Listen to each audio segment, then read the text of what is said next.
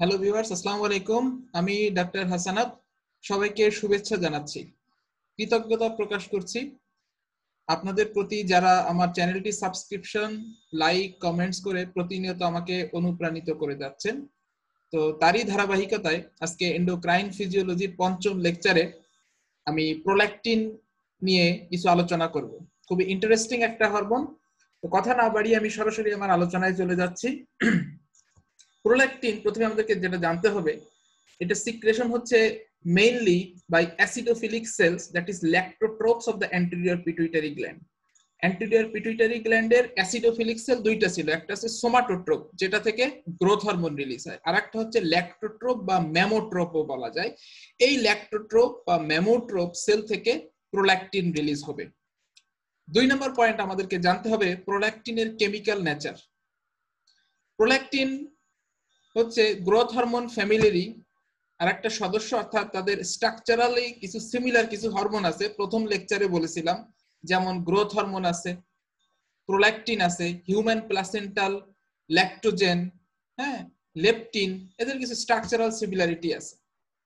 তো according to chemical structure, prolactin it is a purely protein hormone, কারণ এটার স্ট্রাকচারে amino acid সংখ্যা যদি দেখেন 199 বা 199টা অ্যামাইনো অ্যাসিড আছে, কোন কোন বইতে 198টাও লেখা আছে। তো যা হোক, মানে almost close two 200, so definitely it's a pure protein.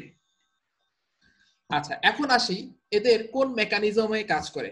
আমার হরমোনের মেকানিজম অফ অ্যাকশন নিয়ে আলাদা একটা লেকচার অলরেডি আপলোড দেওয়া আছে, তো সেখানে দেখবেন যে এই জাতীয় যে হরমোনগুলো, এই যে বললাম স্ট্রাকচারাল সিমিলারিটি আছে, যেমন গ্রোথ হরমোনের আছে, হ্যাঁ, তারপরে প্রোল্যাকটিন, লেপটিন, হ্যাঁ, হিউম্যান প্লাসেন্টাল ল্যাক্টোজেন, এদের মেকানিজম অফ অ্যাকশন একই। সেটা হচ্ছে এই মেকানিজমটা পাথওয়েটাকে বলা হয় হচ্ছে টাইরোসিন কাইনেজ সিগন্যালিং পাথওয়ে। এখানে টাইরোসিন কাইনেজ একটা এনজাইম, ইনসুলিনও কিন্তু এই মেকানিজমে কাজ করে, এনজাইম লিংক রিসেপ্টর মেকানিজম। এই টাইরোসিন কাইনেজ ফ্যামিলিরই আরেকটা এনজাইমের নাম হচ্ছে জেনাস কাইনেজ, যেটা এই যেখানে জ্যাক। আর স্ট্যাট মানে আপনারা জানেন যে signal transducer and activators of transcription. তো আমরা সংক্ষেপে বলতে পারি এই জ্যাক টু স্ট্যাট পাথওয়ের মাধ্যমে এরা কাজ করবে। এবার এদের ফাংশনটা তাহলে কি? ফাংশন জানতে হলে প্রথমে আমরা জেনে নেই যে এই প্রোল্যাকটিনের যে টার্গেট টিস্যু বা টার্গেট অর্গান, টার্গেট সাইট কোনটা, এটা হচ্ছে ফিমেল ব্রেস্ট। ওকে, আচ্ছা, তাহলে দেখি এরা ব্রেস্টের উপরে কি কাজ করে। 1 নম্বর ফাংশন হচ্ছে they will promote mammary gland development during pregnancy. আপনারা নিশ্চয়ই জানেন যে ডিউরিং প্রেগন্যান্সি যে এস্ট্রোজেন প্রজেস্টেরন লেভেলটা অনেক হাই থাকে। এই প্লাসেন্টাল এস্ট্রোজেন এইটা আবার প্রোল্যাকটিন সিক্রেশনকে স্টিমুলেট করে। এই জন্য প্রেগন্যান্সিতে এই এস্ট্রোজেনিক স্টিমুলেশনের কারণে প্রোল্যাকটিন লেভেলটাও রাইজ করে। তখন এই প্রোল্যাকটিন কিন্তু মেমারি গ্ল্যান্ডের যদি ডেভেলপমেন্ট করবে কিভাবে, যদি একটু খেয়াল করেন, এই যে মেমারি গ্ল্যান্ডে দেখবেন স্ট্রাকচারে এই যে লবিউলার সিস্টেম আছে, এই যে একটা লবিউল, লবিউলের ভিতরে আবার কি আছে, এইখানে দেখেন এইগুলোকে বলছে অ্যালভিওলাস। এই যে অ্যালভিওলার মধ্যে স্ট্রাকচার, এই this are the alveolar epithelium. Okay, আচ্ছা, তো প্রোল্যাকটিন মেইনলি এই অ্যালভিওলার টিস্যু বা এই অ্যালভিওলার সিস্টেমের গ্রোথ এন্ড ডেভেলপমেন্ট করবে। ওকে, আচ্ছা, গেল। এইবার 2 নাম্বার পয়েন্টে আসি। 2 নাম্বার পয়েন্টটা হচ্ছে it stimulate milk production in female breast. কিভাবে করবে মিল্ক প্রোডাকশন? এই যে অ্যালভিওলার যে এপিথেলিয়াম গুলো দেখতে পাচ্ছেন, এই অ্যালভিওলার এপিথেলিয়াম কি স্টিমুলেট করবে এবং এই অ্যালভিওলাস যে এপিথেলিয়ামের এর সিক্রেটরি অ্যাক্টিভিটিটা বেড়ে যাবে, অর্থাৎ মিল্ক সিক্রেশনটা ইনক্রিজ করবে।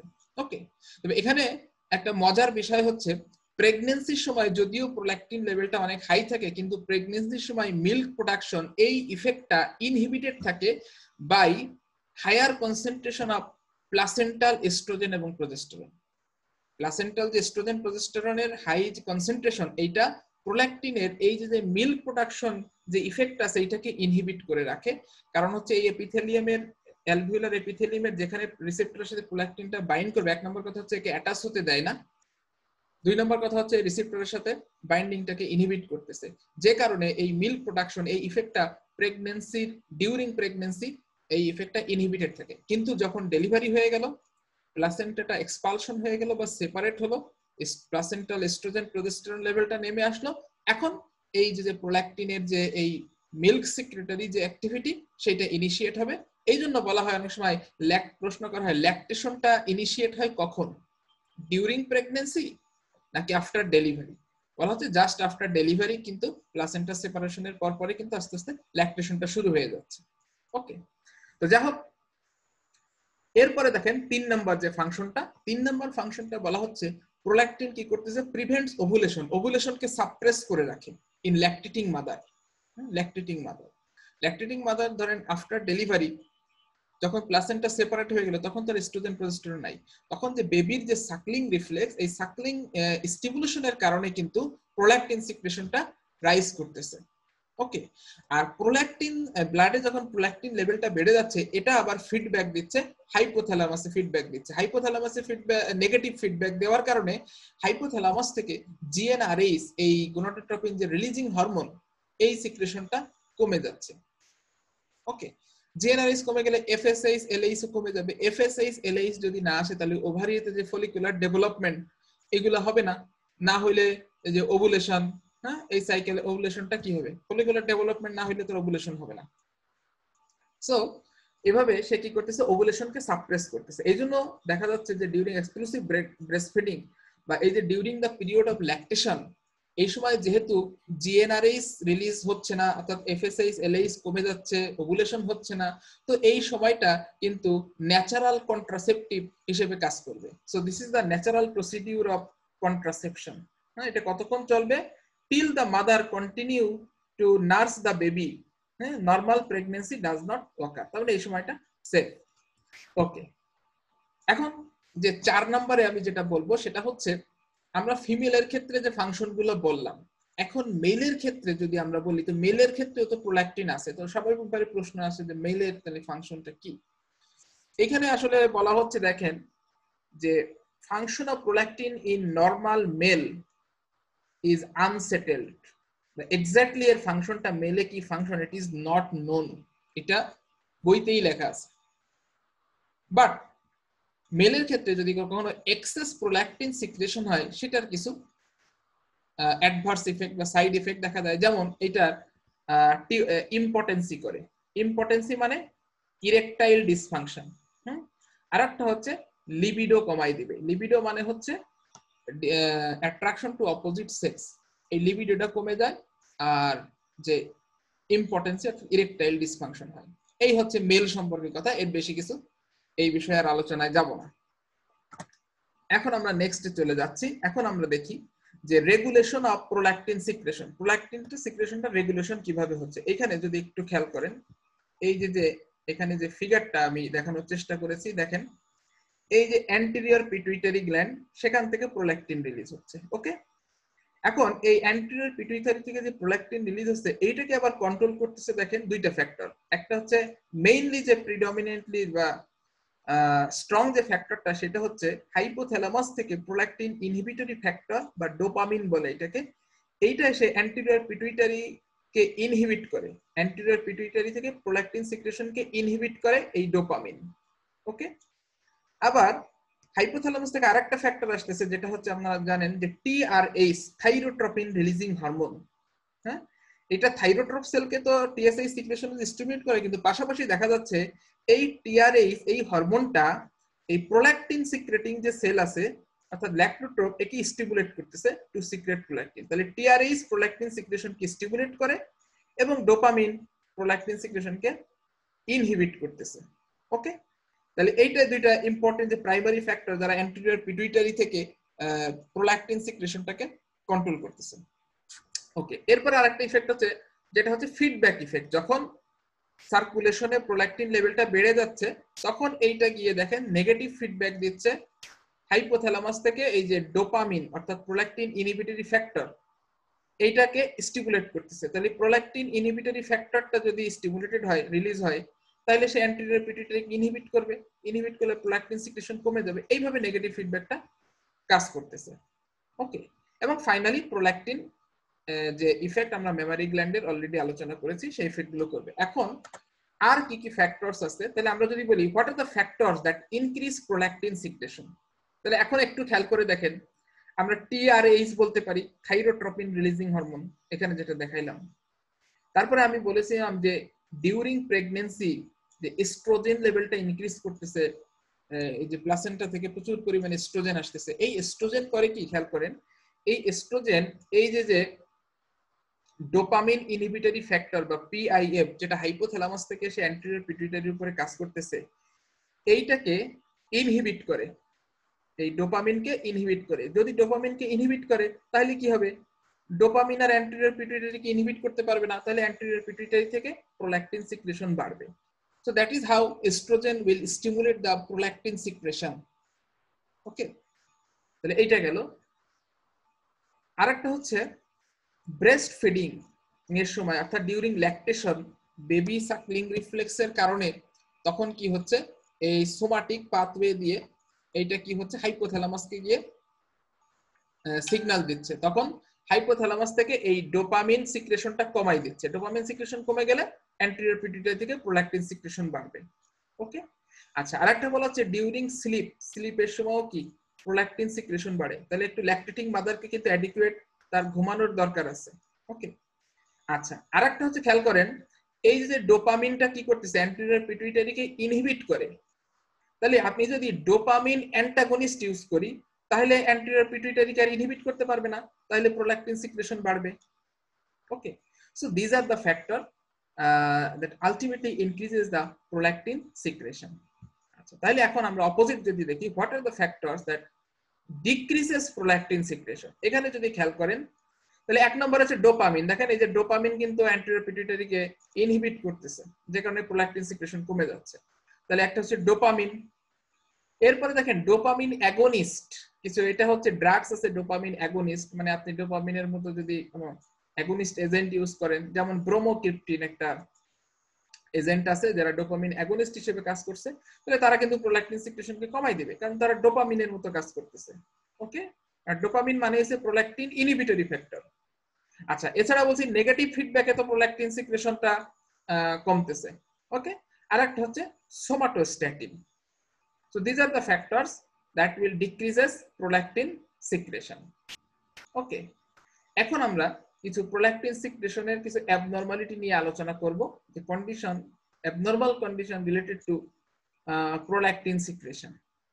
তো যে কোনো হারমোনি আমরা যখন পড়বো তো লাস্টে অন্তত আমাদের এইটা পড়তে হবে যে হাইপার সিক্রেশন বা হাইপো সিক্রেশনে কি হয়। তো প্রোল্যাকটিনের ক্ষেত্রে এখানে হাইপার সিক্রেশন একটা কন্ডিশন আছে, সেটাকে আমরা বলি হাইপার প্রোল্যাকটিনেমিয়া, অর্থাৎ hypersecretion of prolactin by anterior pituitary. কি কারণে হইতে পারে? এইটা হচ্ছে প্রোল্যাকটিনোমা একটা অন্যতম গুরুত্বপূর্ণ কজ, যেটা হচ্ছে tumour of prolactin secreting cells of the anterior pituitary. এই টিউমারটাকে আমরা বলছি প্রোল্যাকটিনোমা। এখন এই প্রোল্যাকটিনোমা যদি হয়, যে কারণে প্রোল্যাকটিন সিক্রেশন বেড়ে যাচ্ছে, প্রথম এটার কারণে কি অসুবিধা হবে? এক নম্বর হচ্ছে টিউমার, এই প্রোল্যাকটিনোমা যে টিউমারটা, এই টিউমার মাসের কারণে কিছু প্রবলেম হবে। সেটার মধ্যে কি প্রবলেম হবে দেখেন, যেহেতু এরা অপটিক কায়াজমা কে কম্প্রেস করতে পারে, এটার কারণে বাইটেম্পোরাল হেমিয়ানোপিয়া হতে পারে। তারপরে এরা এটার এই কম্প্রেশনের কারণে কিন্তু হেডেক হইতে পারে। আচ্ছা, এরপরে ফিমেইলে কি প্রবলেম হইতে পারে? ফিমেলে আপনার অলরেডি চিন্তা করতে পারতেছেন যে প্রোল্যাকটিন লেভেল যদি হাই থাকে তাহলে জিএনআরএইচ, এফএসএইচ এইগুলো কমে যাবে। আর জিএনআরএইচ, এফএসএইচ যদি কমে যায় তাহলে কি ফিমেল যে গোনাড, ওভারিয়ান ফাংশনটা আন্ডার ফাংশনিং হবে না? ওভারির ফাংশন যদি আন্ডার ফাংশনিং হয় তাহলে কি বলবো? হাইপোগোনাডিজম। আর হাইপোগোনাডিজম এর ফলিকুলার ডেভেলপমেন্ট এগুলো ঠিকঠাক ভাবে না হলে, ওভুলেশন না হলে আলটিমেটলি কি হবে? ইনফার্টিলিটি ডেভেলপ করবে। So this is the very common effect. এটা মেলের ক্ষেত্রেও হাইপোগোনাডিজম, কারণ এফএসএইচ, এলএইচ কিন্তু টেস্টিসের মেলের ক্ষেত্রে টেস্টিসকে স্টিমুলেট করবে, তাই না? যেহেতু এফএসএইচ, এলএইচ, জিএনআরএস এগুলো কম, তাহলে টেস্টিসের আন্ডার ফাংশন হবে, এই জন্য বলছে হাইপোগোনাডিজম। এবং ইনফার্টিলিটি, তাহলে স্পারমাটোজেনেসিসেও গন্ডগোল হবে।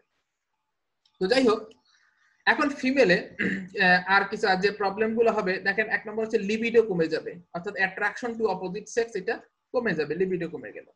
এরপরে খেয়াল করেন এফএসএইচ, এলএইচ এইগুলো যদি না হয় তাহলে ওভারিয়ান ফলিকুলার যে এই যে সাইক্লিক্যাল যে ওভারিয়ান চেঞ্জ গুলো, ওভারিয়ান সাইকেল এগুলো যদি না হয়, হ্যাঁ, তাহলে এই প্রবলেম গুলো তাহলে কি হবে? ওভারির এই সমস্ত প্রবলেমের কারণে অলিগোমেনোরিয়া, হ্যাঁ, বা আলটিমেটলি দেখা গেল যে অ্যামেনোরিয়া হচ্ছে। ওকে, মেনস্ট্রুয়াল সাইকেলের অ্যাবনরমালিটি দেখা দেবে। আচ্ছা, এরপরে milky discharge from the breast, যেটাকে বলা হচ্ছে গ্যালাক্টোরিয়া। অলরেডি আপনারা জানেন যে এটা তো মিল্ক সিক্রেশন কি স্টিমুলেট করে।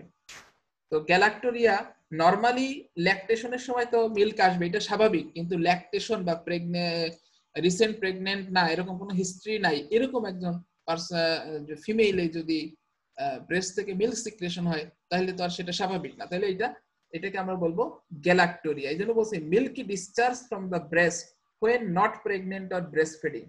ওকে, আচ্ছা, এরপরে ইনক্রিজ ব্রেস্ট সাইজ ইনক্রিজ করবে, কারণ ডেভেলপমেন্টাল যে ইফেক্ট আছে। এছাড়া আরো কিছু ইফেক্ট যেমন acne, excessive body and facial hair growth হবে, যেটাকে আমরা হার্সুটিজম বলি। আচ্ছা, this are the common problem that will happen in case of female. এখন মেলের ক্ষেত্রেও কিন্তু একই, আপনার এফএসএইচ এলএইচ না আসলে কি হবে, হাইপোগোনাডিজম, গোনাডের উপরে মেল টেস্টিসটা আন্ডার ফাংশনিং হবে, ইনফার্টিল স্পারমাটোজেনেসিস ঝামেলা হবে, তারপরে ইনফার্টিলিটি হবে। হ্যাঁ, এছাড়া মেলের যেটা হচ্ছে ইরেকটাইল ডিসফাংশন, অলরেডি বলেছে যে ইম্পটেন্সি, লিবিডো, হ্যাঁ, এবং মেলের যে ব্রেস্টের টিস্যু একটু ডেভেলপমেন্টের কারণে গাইনোকোমাসিয়া, হ্যাঁ, আর ইনফার্টিলিটি তো অলরেডি বললাম। আচ্ছা, তো আমি হাইপার প্রোল্যাকটিনেমিয়ার যে কজগুলো, প্রথমে সবচেয়ে ইম্পর্টেন্ট যে একটা কজ বলেছিলাম যে প্রোল্যাকটিনোমা, যেটা টিউমার। এখন আরো কিছু আদার কোন কিছু কিছু কারণেও কি হইতে পারে, এই প্রোল্যাকটিন সিক্রেশনটা বেড়ে যেতে পারে, সেই কারণগুলো আমাদের একটু জানা থাকলে ভালো।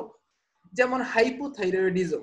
হাইপোথাইরয়েডিজম মানে হচ্ছে লো T3 এবং T4। একটা জিনিস খেয়াল করেন, লো T3 T4 যদি, অর্থাৎ প্রাইমারি হাইপোথাইরয়েডের ক্ষেত্রে T3 T4 লেভেল যদি কম থাকে, তাহলে এই নেগেটিভ ফিডব্যাকটা চলে যাবে হাইপোথ্যালামাসে। হাইপোথ্যালামাসে নেগেটিভ ফিডব্যাক এলে কি হবে, TRH সিক্রেশনটা তখন বেড়ে যাবে।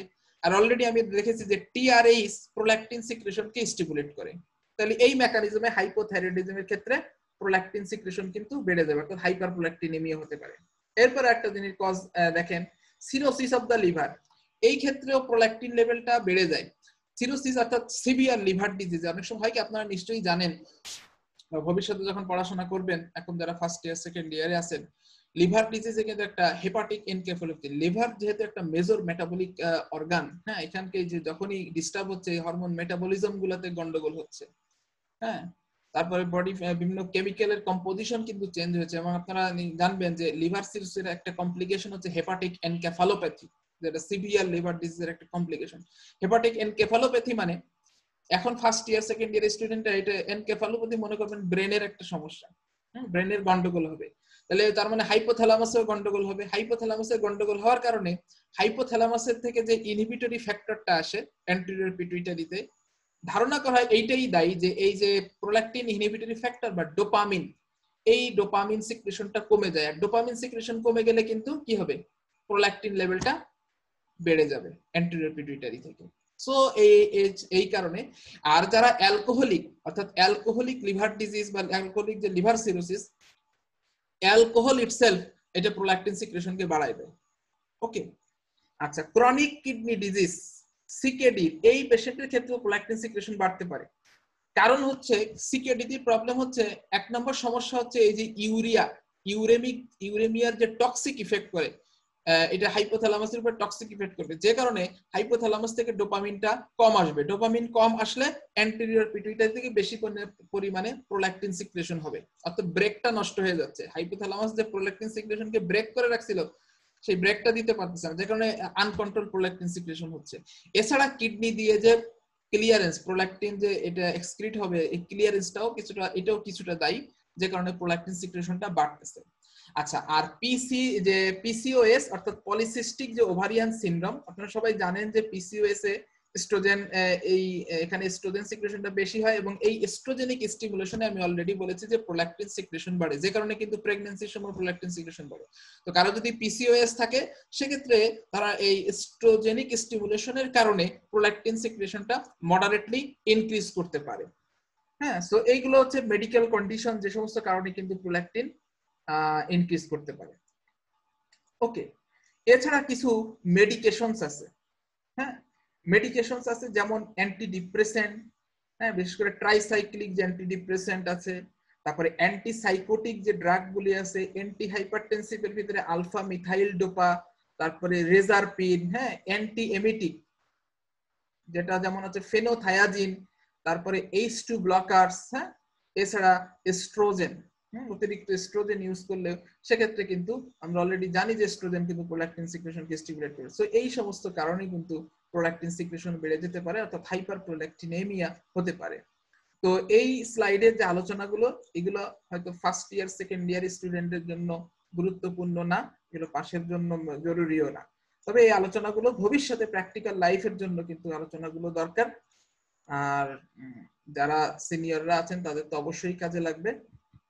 সো আজকের আলোচনা প্রোল্যাকটিন নিয়ে, যেহেতু ছোট্ট আলোচনা বাট ইন্টারেস্টিং আলোচনা, আশা করি আপনাদের ভালো লেগেছে। তো সবাইকে আবারও ধন্যবাদ জানিয়ে আজকের আলোচনা শেষ করছি। Thank you very much. That's all for today.